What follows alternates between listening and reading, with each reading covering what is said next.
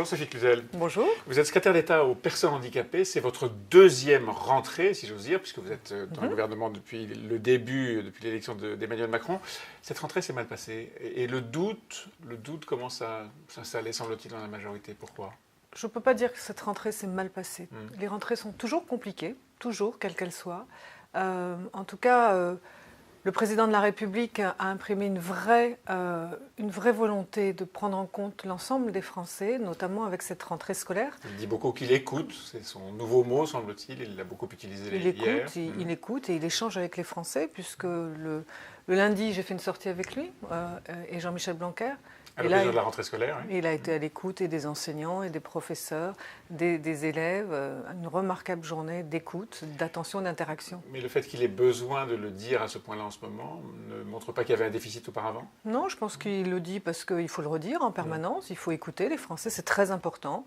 Il faut les entendre et puis il faut interagir avec eux, c'est ce qu'on fait.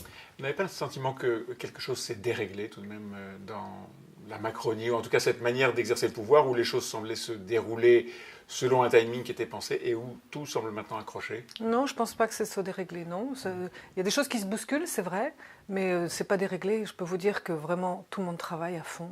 Depuis le 20 août, on est rentré.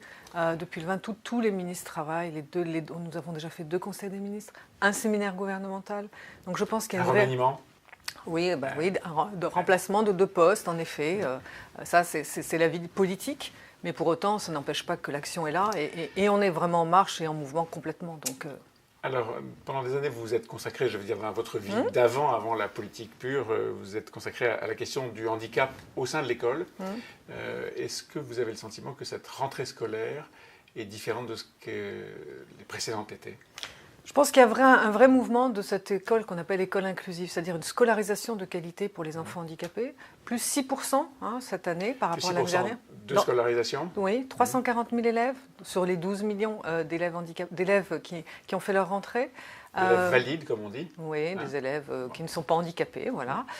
Donc je pense qu'il y a un vrai mouvement vers l'école. On peut encore améliorer les choses, ça c'est certain. Moi j'entends les parents. Il faut qu'on fluidifie beaucoup le poids administratif parce qu'on est toujours obligé de prouver qu'on a sa place. Donc c'est vraiment cette école inclusive. De prouver qu'on a sa place parmi les valides ou qu'on a sa place et la possibilité de revendiquer, par exemple, l'assistante une assistance de vie scolaire, une AVS. Non, qu'on a vraiment sa place dans une école qui est bienveillante, qui fait attention à tous, qui a énormément de solutions, donc des parcours très personnalisés. Sur ces 340 000 élèves, seulement la moitié d'entre eux ont besoin d'être accompagnés. En revanche, quand ils ont besoin d'être accompagnés, il faut des professionnels qui soient là, à leur côté, qui soient rassurés sur le fait qu'ils vont... Non, il n'en manquait pas. On a entendu partout des associations qui disent qu'il y a... plusieurs centaines d'AVS qui manquent ici ou là. Non. Aujourd'hui, d'abord, tous les moyens ont été très anticipés. C'est la grande différence sur cette rentrée, c'est que nous l'avons vraiment préparé en amont avec Jean-Michel Blanquer. Les budgets sont là. Évidemment, il y a encore des ajustements de recrutement. Mais de la même façon que les enfants valides ont aussi parfois un manque de professeurs en face d'eux. Donc il faut vraiment le remettre dans le contexte général. Je pense qu'il y a une vraie réussite d'anticipation. Je tiens à rassurer les parents. Nous étions hier avec Jean-Michel Blanquer à la cellule Aide Handicap École, qui est une cellule de veille pour répondre justement aux problèmes des parents. Et j'invite les parents... C'est quoi cette cellule ? C'est une cellule d'écoute. C'est quoi ? C'est un numéro vert ? C'est 0800 730 123. Ouais. Et n'hésitez pas à appeler quand il y a encore des problématiques de rentrée. Parce que là, c'est Éducation nationale qui parle à l'Éducation nationale et qui peut vraiment réajuster s'il y a encore des problèmes. C'est ça qui permet de changer le regard des gens dès le plus jeune âge sur le handicap, justement. Mais bien sûr, depuis la crèche, l'école, l'emploi, c'est comme ça qu'on va irriguer vraiment le fait que c'est le problème de chaque Français. Ce n'est pas que le problème de l'État, c'est le problème de chaque Français de faire sa place à la personne handicapée. J'invite par exemple les parents d'élèves à accueillir le parent d'élèves handicapé dans leur café parents, à inviter le goûter d'anniversaire. Là, pour cette rentrée, c'est très important d'être dans la bienveillance et dans l'acceptation vraiment de la différence. Inclusion, c'est ça ?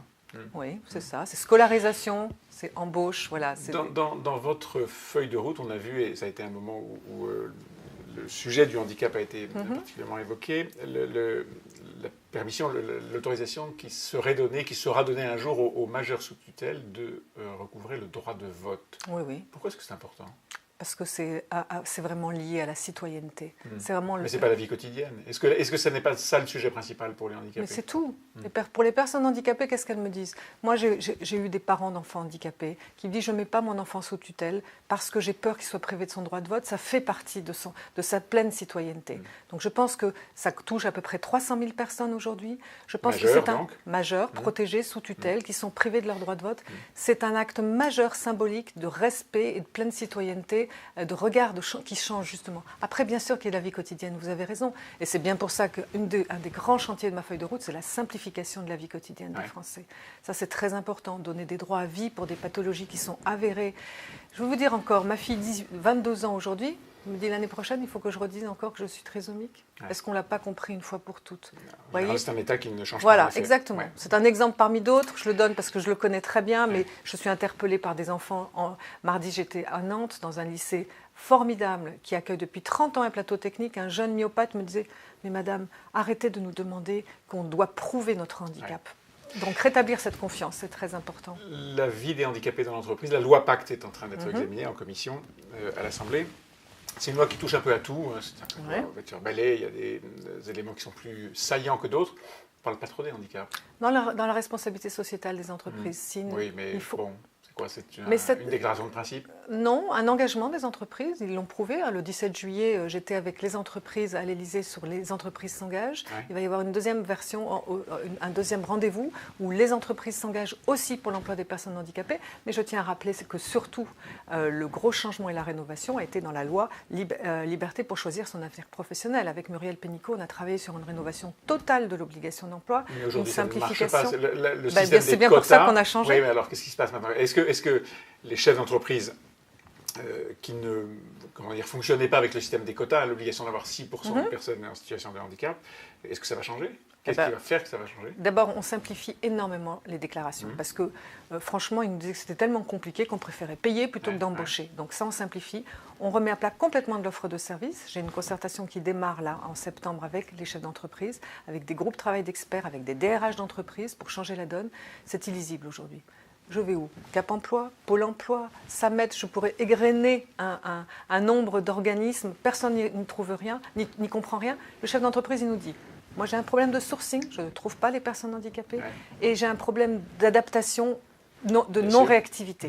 Donc voilà, c'est tout cela qu'on va changer. Évidemment, ça demande du travail, de la concertation, pour changer aussi la gouvernance du mode de financement de ces services. Donc un gros chantier qui est déjà en route et qui avance. Qui dit handicap dit souvent allocation du handicapé, etc. Est-ce que vous avez l'assurance que, de ce point de vue, le pouvoir d'achat, si j'ose dire, de ceux qui reçoivent ces allocations sera maintenu? Eh bien voilà exactement une promesse du candidat qui est totalement tenue, puisque le président s'était engagé à remonter l'allocation adulte handicapé à 900 €. Elle va l'être le 1er novembre à 860 €, donc c'est 50 € de plus. Et elle va l'être dans un deuxième temps le 1er novembre, 500 millions de budget prévu dans la loi de 2019. Donc on voit bien qu'il y a une priorité sur accompagner les plus fragiles, ceux qui sont empêchés par leur situation de handicap de travailler, de pouvoir les accompagner vraiment dans un revenu digne de ce nom. Merci Sophie Cluzel. Merci.